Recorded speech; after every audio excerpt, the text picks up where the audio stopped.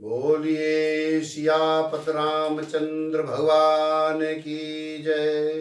पवन सुत हनुमान जी महाराज की जय। श्री रामचरितमानस अयोध्या कांड भाग 2। श्री राम जय जय राम। श्री राम जय जय राम। बोलो श्री राम जय जय राम। बोलो श्री राम जय जय राम। तुम मागु पे कहो पियो, कबहु न देहु न लेहु। देन कहो वरदान द्वी, देते पावत संदेह। हे प्रियतम, आप मांग मांग तो कहा करते हैं, पर देते लेते कभी कुछ भी नहीं। आपने तो वरदान देने को कहा था, उनके भी मिलने में संदेह है। जाने हूँ मरम राहु हस कही, तुम्हें कुहाव परम प्रिय अहि। था तीरा खिन मांगे हो काऊ, और बिसर गयो मोहे भोर सुभाऊ। राजा ने हंसकर कहा कि अब मैं तुम्हारा मरम यानी मतलब समझ गया हूं। ये मान करना तुम्हें परम प्रिय है। तुमने उन वरों को थाती यानी धरोवर रखकर फिर कभी मांगा ही नहीं, और मेरा भूलने का स्वभाव होने से मुझे भी वह प्रसंग याद नहीं रहा। मुझे झूठ मूठ दोष मत दो, चाहे 2 के बदले 4 मांग लो। रघुकुल में सदा से यही रीति चली आई है कि प्राण भले ही चले जाएं, पर वचन नहीं जाता। झूठ हु हमई दोष जन देहु, और 2 के 4 मांग मकुलेऊ। रघुकुल रीति सदा चले आई, प्राण जाओ वर वचन न जाई। नहीं असत्य समपातक पुंजा, और गिर सम हो एक कोटिक गुंजा। सत्य मूल सब सुकृत सुहाई, वेद पुराण विदित मनु गाई। मुझे झूठ मूठ दोष मत दो, चाहे 2 के बदले 4 मांग लो।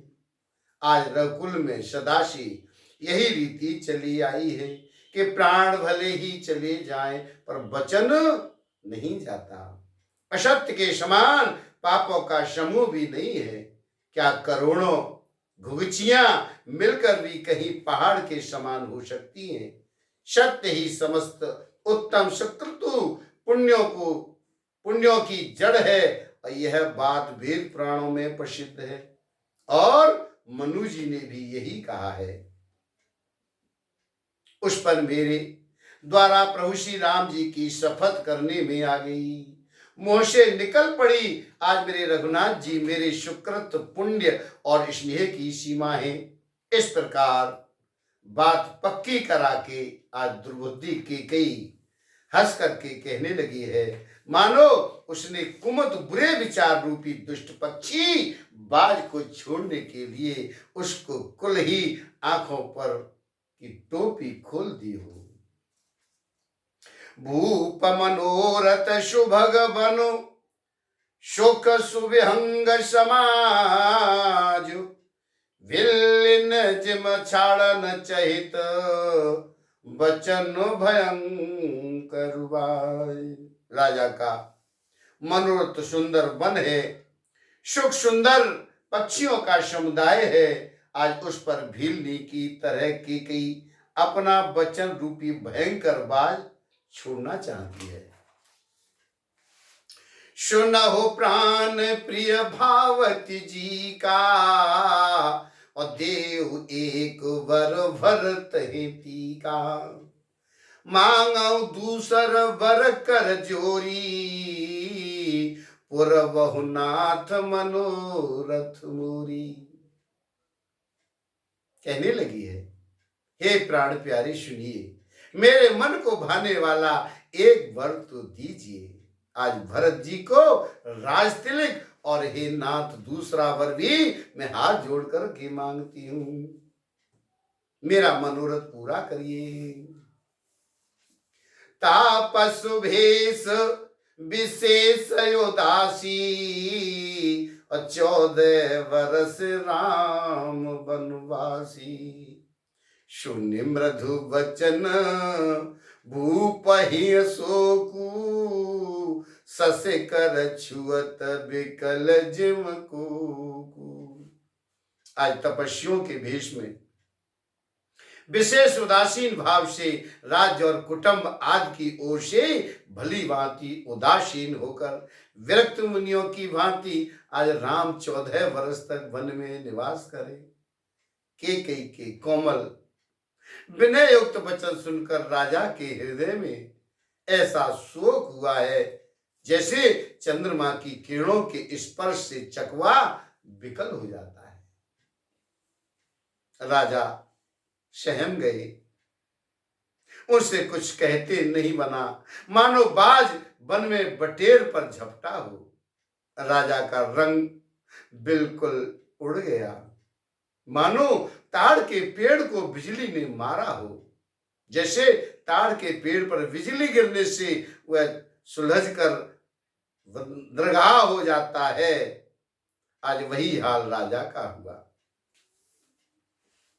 माथे पर हाथ रखकर दोनों नेत्र बंद करके राजा ऐसे सोच करने लगे मानो साक्षात सोच ही शरीर धारण करके सोच कर रहा हो।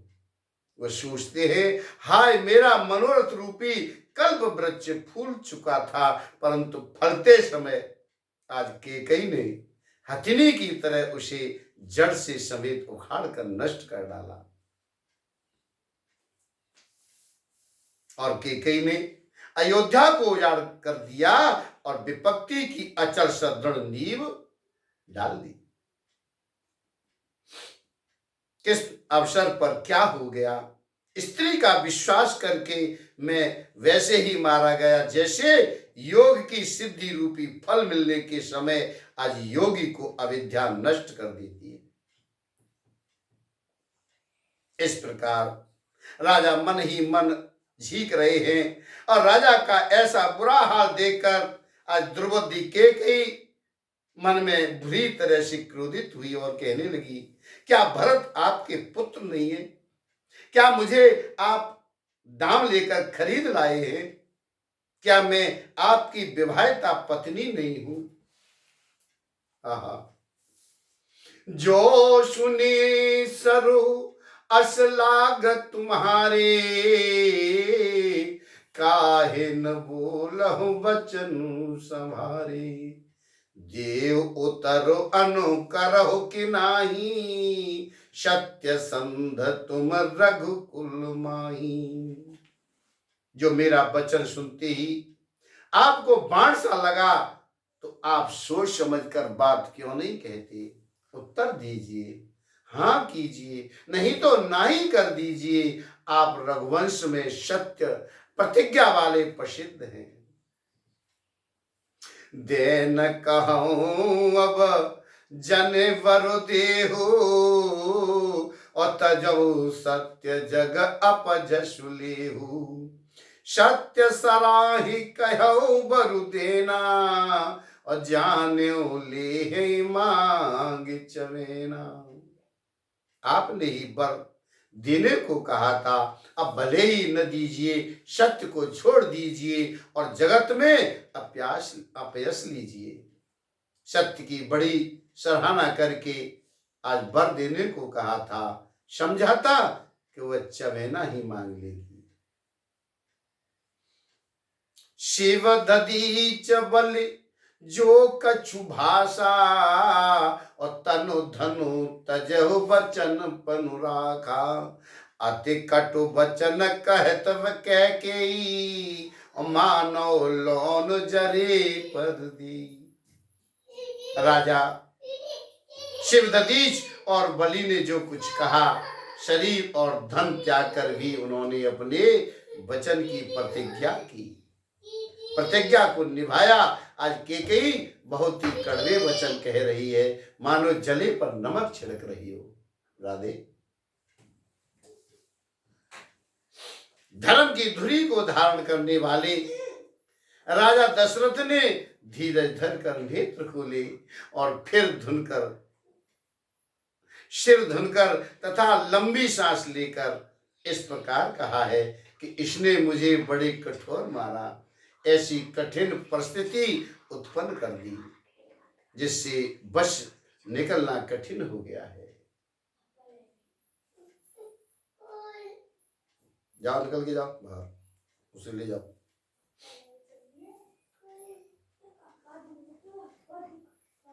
और प्रचंड क्रोध से जलती हुई कैकेयी सामने इस प्रकार दिखाई पड़ी, मानो क्रोध रूपी तलवार नंगी म्यान से बाहर खड़ी हो। कुबद्धि उस तलवार की मूठ है, निष्ठुरता धार है, और वह कुबरी मंथरा रूपी सान पर धार धर करके तेज की गई है। आज राजा ने देखा कि यह तलवार बड़ी ही भयानक और कठोर है, और सोचा क्या सत्य ही यह मेरा जीवन लेगी। राजा अपनी छाती कड़ी करके बहुत ही नम्रता के साथ उसे कैकेयी को प्रिय लगने वाली बाणी कहने लगे हैं। प्रिया बचन कस कहे सकु भांति, और भीर प्रतीत प्रीति कर हाथी। मोरे भरतो राम दुई आँखी, और सत्य कहूं कर शंकर साखी। हे प्रिय,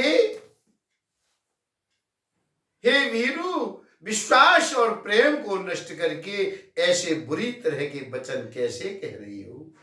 मेरे तो भरत और रामचंद्र दो आंखें हैं, अर्थात एक से है, और यह मैं शंकर जी की साक्षी देकर मैं सत्य कह रहा हूं। मैं अवश्य सवेरे ही दूत भेजूंगा, और दोनों भाई भरत और शत्रुघ्न सुनते ही तुरंत आ जाएंगे। अच्छा दिन, शुभ मुहूर्त शुद्धवा कर सब तैयारी करके डंका बजाकर मैं भरत को राज्य दे दूंगा। और राम को राज्य का लोभ नहीं है, और भरत पर उनका बड़ा ही प्रेम है। मैं ही अपने मन में बड़े छोटे का विचार करके राजनीति का पालन कर रहा था, आज बड़े को राज तिलक देने जा रहा था। राम शपथ सत कहो सुभाऊ,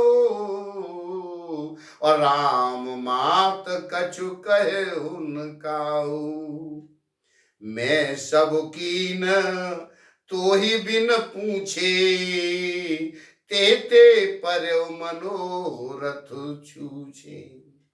राम की सौगंध खाकर मैं स्वभाव से ही कह रहा हूं कि राम की माता कौशल्या ने इस विषय में मुझसे कभी कुछ नहीं कहा। अवश्य ही मैंने तुमसे बिना पूछे ये सब किया, इसी से मेरा मनोरथ खाली गया। अब क्रोध छोड़ दे और मंगल साज सज। कुछ ही दिनों बाद भरत युवराज हो जाएंगे। एक ही बात का मुझे दुख लगा कि तूने दूसरे वरदान बड़ी अड़चन का मांगा है,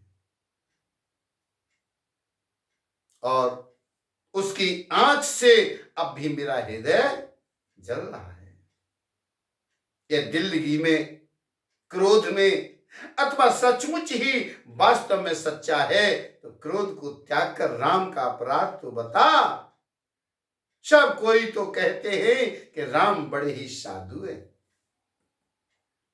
तू स्वयं भी राम की सराहना करती और उन पर स्नेह किया करती थी। अब यह सुनकर मुझे संदेह हो गया है कि तुम्हारी प्रशंसा और स्नेह कहीं झूठे तो न थे। जिसका स्वभाव शत्रु को भी अनुकूल है, यह माता के प्रतिकूल आचरण क्यों करेगा।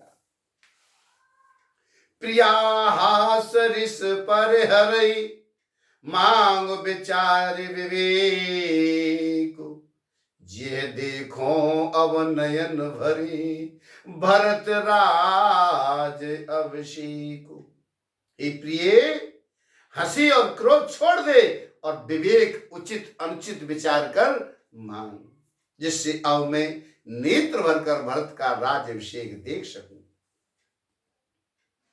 मछली चाहे बिना पानी के जीती रहे और सांप भी चाहे बिना मणि के दीन दुखी होकर जीता रहे, परंतु मैं स्वभाव से ही कहता हूं, मन में जरा भी छल रखकर नहीं, कि मेरा जीवन राम के बिना नहीं है। हे चतुर प्रिय जी, में समझ देख, मेरा जीवन मेरे प्रभु श्री राम के दर्शन के अधीन है। और राजा के कोमल वचन सुनकर दुर्बुद्धि केकई अत्यंत जल रही है, मानो अग्नि में घी की आहुतियां पड़ रही हो। केकई कहने लगी है, आप करोड़ों उपाय क्यों न करें, यहां आपकी माया ये चालबाजी नहीं लगेगी। या तो मैंने जो मांगा है सो दीजिए, नहीं तो नाही करके आप अपयश लीजिए। मुझे बहुत प्रपंच बखेड़े ये नहीं सुहा रही। राम साधु हैं, आप शयाने साधु हैं, और राम की माता भी भली है। मैंने सबको पहचान लिया है। आज कौशल्या ने मेरा जैसा भला चाहा है, मैं भी साका करके याद रखने योग्य उन्हें वैसा ही फल दूंगी। आज सवेरा होते ही मुनि का भेष धारण कर यदि राम वन को नहीं जाते तो हे राजन, मन में निश्चय समझ लीजिए कि मेरा मरना होगा और आपका अपयश होगा। ऐसा कहकर कुटिल केकई उठ खड़ी हुई है, मानो क्रोध की नदी उमड़ी हो। वह नदी पाप रूपी पहाड़ से प्रकट हुई है और क्रोध रूपी जल से भरी है। ऐसी भयानक है कि देखी नहीं जाती। दो बर कुल कठिन हट धारा, भंवर कुबरी बचन प्रचारा। ढाहत भूप रूप तरमूला, चली विपत वारिद अनुकूला। आज दोनों वरदान उस नदी के दो किनारे हैं। आज केकई का कठिन हट ही उसकी तीव्र धारा है और कुबरी मंत्रा के वचनों की पीड़ा ही भंवर है।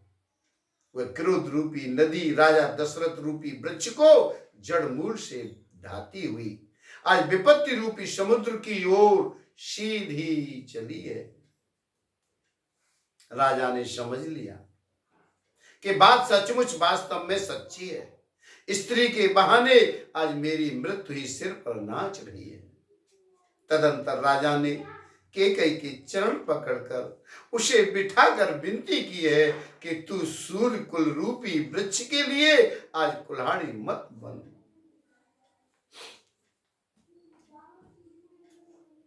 तू मेरा मस्तक मांग ले, मैं तुझे अभी दे दूं, पर राम के विरह में मुझे मत मार। जिस किसी प्रकार से हो तू राम को रख ले, नहीं तो जन्म भर तेरी छाती जलेगी। आज राजा ने देखा कि रोग असाध्य है, तब वे अत्यंत आर्तवाणी से हा राम, हा राम, हा रघुनाथ कहते हुए सिर पीट कर जमीन पर गिर पड़े हैं। राजा व्याकुल हो गए। उनका सारा शरीर शिथिल पड़ गया, मानो हथिनी ने कल्प वृक्ष को उखाड़ फेंका हो। कंठ सूख गया, मुख से बात नहीं निकलती, मानो पानी के बिना पहना नामक मछली आज तड़प रही हो।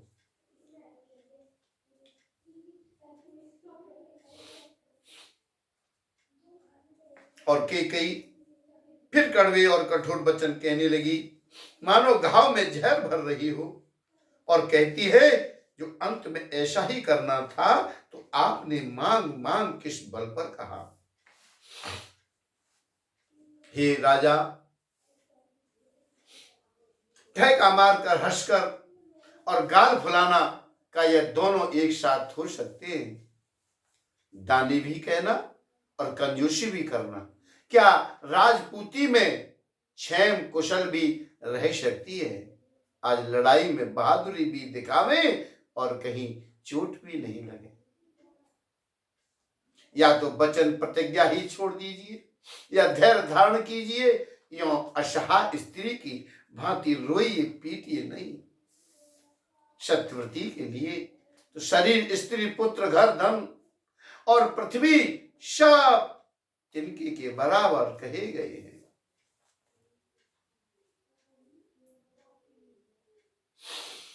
तो मरम बचन सुन राहु कह, अकाउ कछु दोषन तोर, लाग्यूं तोई पिशाच जिमी, काल कहावत मोर। आज कैकेयी के मर्म भेदी वचन सुनकर राजा ने कहा कि तू जो चाहे कहे, तेरा कुछ भी दोष नहीं है।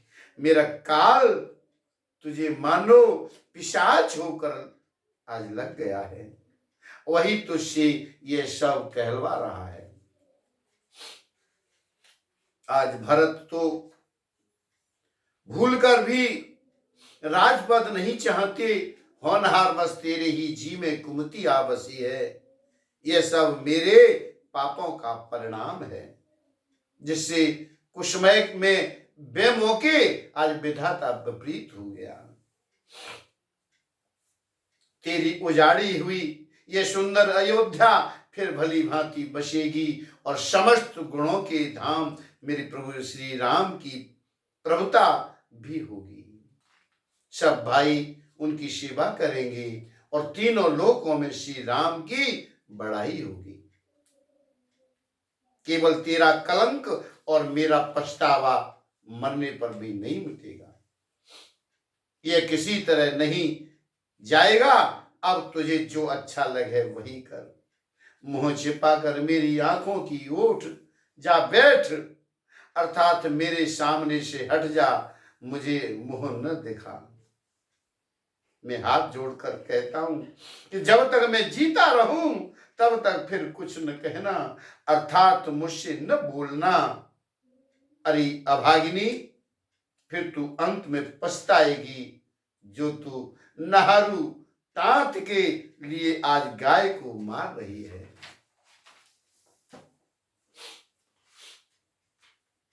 परे हुराव कहे कोट विधि, काये करश निदान, कपट सयानिन कहत कछु, जागत मनो मशान।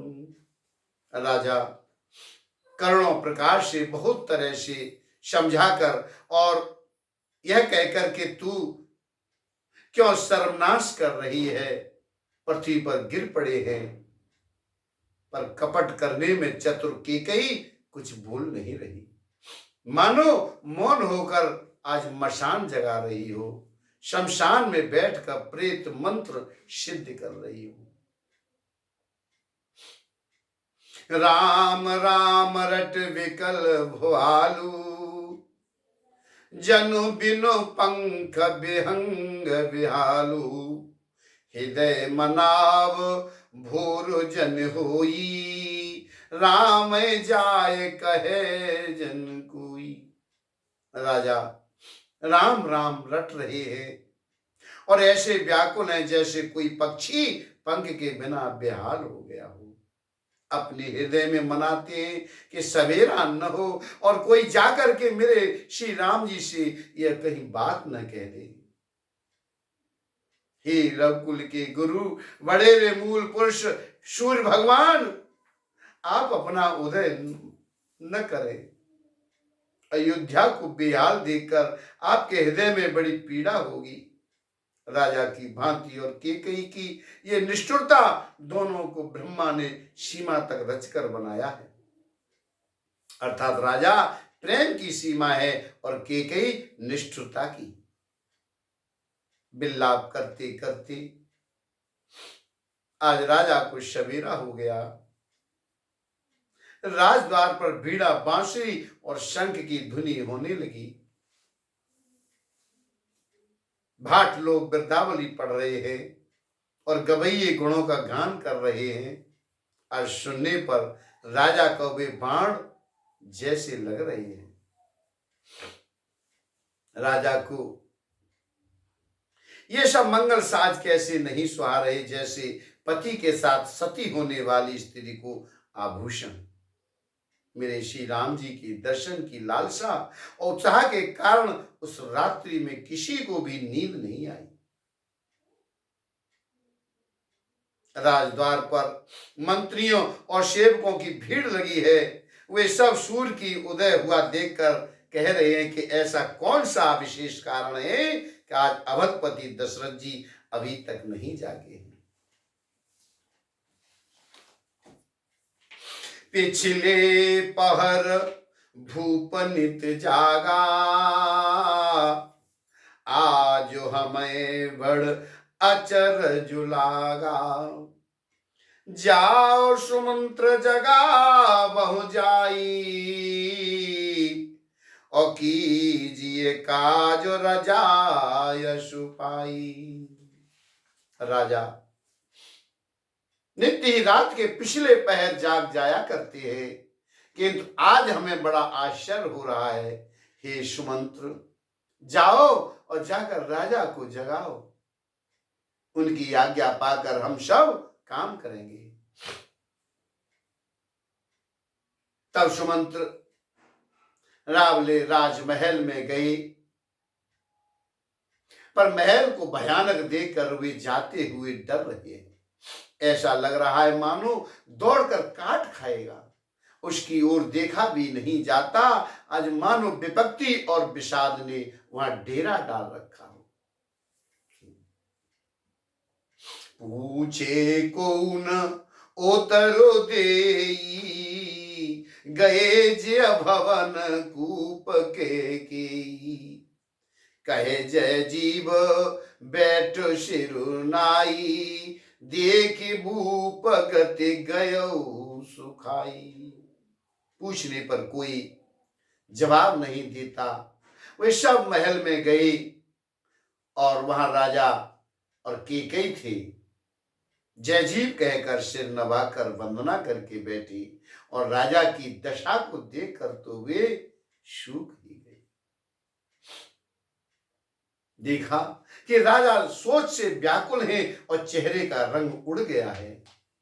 जमीन पर ऐसे पड़े हैं मानो कुशल कमल जड़ छोड़कर आज जड़ से उखड़कर आज मुरझाया पड़ा हो। मंत्री मारे डर के कुछ नहीं पूछ नहीं सकते। तब अशुभ से भरी हुई और शुभ से विहीन केकई कहने लगी, परीन राजय नींद निशी, हेतु जान जगदीशु। राम राम रट भोर किय, कहे न मरम महीस। राजा को रात भर नींद नहीं आई। इसका कारण जगदीश्वर ही जाने। इन्होंने राम राम रटकर सवेरा कर दिया, परंतु इसका भेद राजा कुछ भी नहीं बतला रहे। तुम जल्दी राम को बुला लाओ, तब आकर समाचार पूछना। राजा का रुख जानकर आज सुमंत जी चले और समझ गए कि रानी ने कुछ कुचाल की है। सुमंत्र सोच से व्याकुल हैं, रास्ते पर पैर नहीं पड़ते, आगे बढ़ा नहीं जा रहा और सोच रहे हैं कि आज राम जी को बुलाकर राजा क्या कहेंगे। किसी तरह हृदय में धीरज धरकर वे द्वार पर गए। सब लोग उनको मन मारे उदास देकर पूछने लगे। सब लोगों का समाधान करके किसी तरह समझा बुझाकर सुमंत्र वहां गए जहां सूर्यकुल के तिलक मेरे प्रभु श्री रामचंद्र जी थे। श्री रामचंद्र जी ने सुमंत्र को आते देखा तो पिता के समान समझकर उनका आदर किया। श्री रामचंद्र जी के मुख को देखकर और राजा की आज्ञा सुनकर वे रघुकुल के दीपक मेरे राम जी को अपने साथ लिवा चले हैं। श्री राम जी मंत्री के साथ बुरी तरह से बिना किसी लवाजमे के जा रहे हैं। देखकर लोग जहां तहां विषाद कर रहे हैं। आज रघुवंश मणि मेरे प्रभु श्री रामचंद्र जी ने जाकर देखा कि राजा अत्यंत ही बुरी हालत में पड़े हैं, मानो सिंगिनी को देखकर कोई बूढ़ा गजराज सहम कर गिर पड़ा हो। राजा के होठ सूख रहे हैं और सारा शरीर जल रहा है, मानो मणि के बिना सांप दुखी हो रहा हो। पाशी क्रोध से भरी केकई को देखा, मानो साक्षात मृत्यु ही आज बैठी है। राजा के जीवन की अंतिम घड़ियां गिर रही हो। करुणामय मृदु राम सुभाऊ और प्रथम दीख दुख सुनान काऊ। तदपि धीर धरि समहु विचारी और पूछी मधुर बचन महतारी। मेरे राम जी का स्वभाव कोमल और करुणामय है। उन्होंने अपने जीवन में ये पहली बार ये दृश्य देखा। इससे पहले कभी उन्होंने दुख सुना भी नहीं था। आज तो भी समय का विचार करके आज हृदय में धीरज धरकर उन्होंने मीठे वचनों से माता केकई से पूछा। मोई कहो मातो तात दुख कारण, करिय जतन जिय होई निवारण। सुनौ राम सब कारण एहू, और राजे तुम पर बहुत स्नेहू। ये माता, मुझे पिताजी के दुख का कारण कहिए, ताकि जिससे उसका निवारण हो, दुख दूर हो। वह यत्न किया जाए कि कई ने कहा, हे राम सुनो, ये सारा कारण यही है कि राजा का तुम पर बहुत स्नेह है। देन कहे न मोई दुई वरदाना, मांगो जो कछु मोहि सुहाना। सो सुने भयो भूप और सोचू, और छाड़ न सके तुम्हार सकोचू। इन्होंने मुझे 2 वरदान देने को कहा था। मुझे जो कुछ अच्छा लगा वही मैंने मांगा। उसे सुनकर राजा के हृदय में सोच हो गया है, क्योंकि ये तुम्हारा संकोच नहीं छोड़ सकते। सुत स्नेहित बचन उत संकट परउनयेसु, शकहुत आयस धरहु सिर, मैं तो कठिन कलेश। इधर तो पुत्र का स्नेह है, उधर वचन प्रतिज्ञा। आज राजा इसी धर्म संकट में पड़ गए हैं। ये तुम कर सकते हो तो राजा की आज्ञा शिरोधार्य करो और इनके कठिन कलेश को मिटाओ। कैकेयी बेधड़क बैठी हुई ऐसी कड़वी वाणी कह रही है जिसे सुनकर स्वयं कठोरता भी अत्यंत व्याकुल हो उठी। जीव धनुष है, वचन भविष्य तीर है और मानो राजा की ये कोमल निशाने के समान है। इस सारे साज सामान के साथ मनु स्वयं कठोरपन श्रेष्ठ वीर का शरीर धारण करके आज धनुष विद्या सीख रहा है। श्री रघुनाथ जी को सब हाल सुनाकर वह ऐसे बैठी है मानो निष्ठुरता ही शरीर धारण किए हुए हो। मन मुस्काए वान कुल भानु और राम सहज आनंद निधानु। बोले बचन विगत सब दूषण और मृदु मंजुल जन बाग विभूषण। शूर कुल के शूर स्वाभाविक की आनंद निदान मेरे राम जी मन में मुस्कुरा कर सब दूषणों से रहित ऐसे कोमल और सुंदर वचन कहने लगे जो मानो वाणी के भूषण ही थे। सुनि जननी सुई सुत बड़ भागी और जो पितु मातु बचन अनुरागी। तनय मात पित लो तो सनिहारा दुर्लभ जननी सकल संसार। ये माता सुनो, वही तो पुत्र बड़भागी है जो पिता और माता के वचनों का अनुरागी पालन करने वाला है। आज्ञा पालन के द्वारा आज माता पिता को संतुष्ट करने वाला पुत्र हे जननी ये सारे संसार में दुर्लभ है।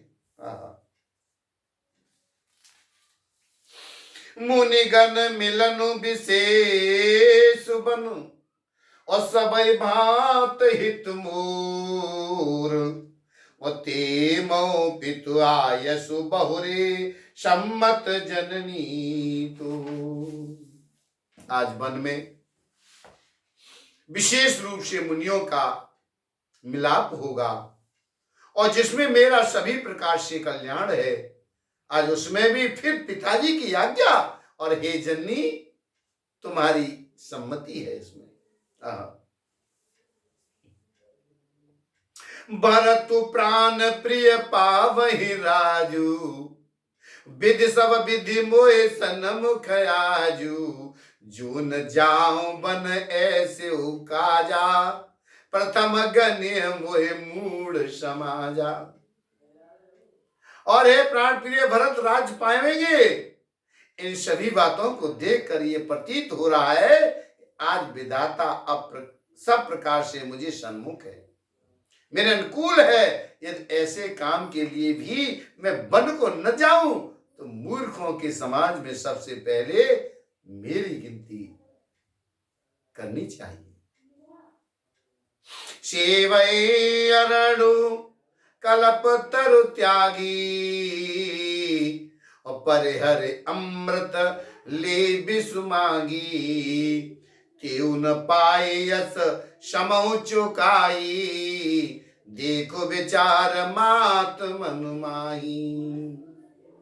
जो कल्प वृक्ष को छोड़कर अधेड़ की सेवा करते हैं और अमृत त्याग कर विष मांग लेते हैं, हे माता तो मन में विचार कर देखो वे महामूर्ख भी ऐसा मौका पाकर कभी न चूकेंगे। हे माता मुझे एक ही दुख विशेष रूप से हो रहा है, वह महाराज को अत्यंत व्याकुल देख करके इस थोड़ी सी बात के लिए ही आज पिताजी को इतना भारी दुख हो। हे माता मुझे इस बात पर विश्वास नहीं हो रहा, क्योंकि महाराज तो बड़े ही धीर और गुणों के अथाह समुद्र हैं। अवश्य ही मुझसे कोई बड़ा अपराध हो गया है जिसके कारण आज महाराज मुझसे कुछ नहीं कहते। तुम्हें मेरी सौगंध है, आज माता तुम सच सच कहो। सहज सरल रघुवर बचन और कुमित कोटिल कर जान, चलई चौक जल बक्र गति, यद्यप सलेलु समान। आज रघुकुल में श्रेष्ठ मेरे राम जी के स्वभाव से ही सीधे वचनों को दुर्बुद्धि के कई टेढ़ा ही करके जान रही है। जैसे यद्यपि जल समान ही होता है, परंतु जोंक उसमें टेढ़ी चाल से ही चलती है। रानी कैकेयी मेरे राम जी का रुख पाकर के हर्षित हो गई और कपटपूर्ण स्नेह दिखाकर कहने लगी है, तुम्हारी शपथ और भरत की सौगंध है, मुझे राजा के दुख का दूसरा कुछ भी कारण विदित नहीं। तुम अपराध जोशु नहीं ताता, जननी जनक बंधु सुख दाता, राम सत्य सब जो कछु कहु, तुम पितु मात बचन रत अहो। हे तात, तुम अपराध के योग्य नहीं हो। तुम में माता पिता का अपराध बन पड़े, तुमसे माता पिता का अपराध बन पड़े, यह तो संभव ही नहीं। तुम तो माता पिता और भाइयों को सुख देने वाले हो। हे राम, तुम जो कुछ कह रहे हो सब सत्य है। तुम पिता और माता के वचनों के पालन में तत्पर हो। मैं तुम्हारी बलिहारी जाती हूं, तो पिता को समझाकर वही बात कहो जिससे चौथेपन ये बुढ़ापे में इनका अपयश न हो। और जिस पुण्य ने इनको तुम जैसे पुत्र दिए हैं, उसका निरादर करना उचित नहीं है। आज कैकेयी के बुरे मुख से ये शुभ वचन कैसे लग रहे हैं, जैसे मगध देश में गया आदिक तीर्थ मेरे राम जी को माता कैकेयी के सब वचन ऐसे अच्छे लगे जैसे गंगा जी में जाकर अच्छे बुरे सभी प्रकार के जल शुभ सुंदर हो जाते हैं। गई मूर्छा रामय सुमिरे, और नृप फिर करवट लीन, सचिव राम आगमन कही, विनय समय सब कीन। और इतने में राजा की मूर्छा दूर हो गई। उन्होंने राम का स्मरण करके राम राम कहकर फिर करवट ली है। आज मंत्री ने मेरे राम जी का आना कहकर समय अनुकूल विनती की। जब राजा ने सुना कि रामचंद्र पधारे हैं, तो उन्होंने धीरज धर के नेत्र खोले और मंत्री ने संभाल कर राजा को बिठाया। आज राजा ने श्री राम जी को अपने चरणों में पड़ते प्रणाम करते देखा। लिए स्नेह बिकल उरलाई, और गे मन मनहु फनिक फिर पाई, राम चितई रहो नर नाहू, चला बिलोचन बार प्रभाऊ। स्नेह से बिकल राजा ने राम जी को हृदय से लगा लिया, मानो सांप ने अपनी खोई हुई आज मणि फिर पाली हो। राजा दशरथ जी मेरे राम जी को देखते ही रह गए। उनके नेत्रों में आंसुओं की धारा बह गई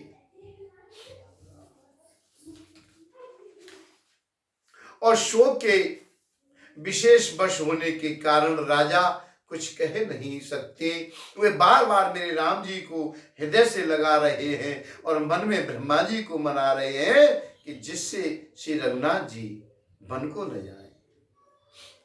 सुमिर महेश ही कहे निहोरी, बिनती सुनो सदा शिव मोरी, आशुतोष तुम अवडर दानी, आरते हरऊ दीन जनु जानी। फिर महादेव जी का स्मरण करके उनसे निहोरा करते हुए कह रहे हैं, हे सदाशिव, आप मेरी विनती सुन लीजिए। आप आशुतोष शीघ्र प्रसन्न होने वाले और अवडर दानी मोह मांगा दे डालने वाले, अतः मुझे अपना दीन सेवक जानकर मेरे दुख को दूर करिए। तुम प्रेरक सबके हृदय, सोमति राम ही देव। बचन मोर तज रहे घर, परिहर सीलु शनीव। आप प्रेरक रूप से सबके हृदय में हैं। आप मेरे राम जी को ऐसी बुद्धि दीजिए जिससे वे मेरे वचनों को त्याग कर और शील स्नेह को छोड़कर आज घर ही में रह जाएं। जगत में चाहे अपयश हो और स्वयं नष्ट हो जाए, चाहे नया पाप होने से मैं नरक में गिरूं अथवा स्वर्ग चला जाए, पूर्व पुण्यों के फलस्वरूप मिलने वाला स्वर्ग चाहे मुझे न मिले, और भी सब प्रकार के दुख आप मुझसे सहन करा लें, पर मेरे राम जी मेरी आंखों की ओट न हो। राजा मन ही मन इस प्रकार विचार कर रहे हैं, बोलते नहीं। उनका मन पीपल के पत्ते की तरह डोल रहा है। श्री रघुनाथ जी ने पिता को प्रेम के वश जानकर और अनुमान करके कि माता फिर कुछ कहेगी तो पिताजी को दुख होगा, और देश काल और अवसर के अनुकूल विचार कर विनीत वचन कहने लगे, हे तात, मैं कुछ कहता हूं, यह ठिठाई करता हूं। इस अनुचित को मेरी बाल्यावस्था समझकर क्षमा कीजिए। इस अत्यंत तुच्छ बात के लिए आपने इतना दुख पाया। मुझे किसी ने पहले कहकर यह बात नहीं जनाई। स्वामी आपको इस दशा में देकर मेरी माता से पूछा और उनसे सारा प्रसंग सुनकर मेरे सब अंग शीतल हो गए। मुझे बड़ी प्रसन्नता हुई है। मंगल समय स्नेह बस, सोच परे अरेहतात। आयसु दिए हर सहिय, कै पुल के प्रभुगात। हे पिताजी, इस मंगल के समय स्नेह वश होकर सोच करना छोड़ दीजिए और हृदय में प्रसन्न होकर मुझे आज्ञा दीजिए। यह कहते हुए प्रभु श्री रामचंद्र जी सर्वांग पुलकित हो गए। धन्य जन्म जगती तल तासु, और पितय प्रमोद चरित सुन्यासु। चार पदारथ कर तल ताके, प्रिय पितु मातु प्राण समुझा के। उन्होंने फिर कहा है, इस पृथ्वी तल पर उसका जन्म धन्य है जिसके चरित्र सुनकर पिता को परम आनंद हो। आज जिसको माता और पिता प्राणों के समान प्रिय हैं, आज चारों पदार्थ अर्थ धर्म काम मोक्ष और उसके करतल गत मुट्ठी में रहते हैं। आयसु पाल जन्म फल पाई, ए हो बे गए हो रजाई। विदा मात सन आबहु मांगी, चले हो बनय बहुर पग लागी। आपकी आज्ञा पालन करके जन्म का फल पाकर मैं जल्दी ही लौट आऊंगा, अतः कृपया आज्ञा दीजिए। माता से विदा मांगाता हूं, फिर आपके पैर लगकर प्रणाम करके अब वन को चलूंगा। ऐसा कहकर मेरे राम जी वहां से चल दिए हैं। राजा ने शोक वश कोई उत्तर नहीं दिया। वह बहुत ही तीखी अप्रिय बात भरकर नगर भर में इतनी जल्दी फैल गई मानो डंक मारते ही बिच्छू का विष सारे शरीर में चढ़ गया हो। इस बात को सुनकर सब स्त्री पुरुष ऐसे व्याकुल हो गए जैसे दावानल वन में आग लग गई हो। देखकर वेल और वृक्ष मुरझा जाते हैं। जो जहां सुनता है वहीं सिर धुन के पीटने लगता है।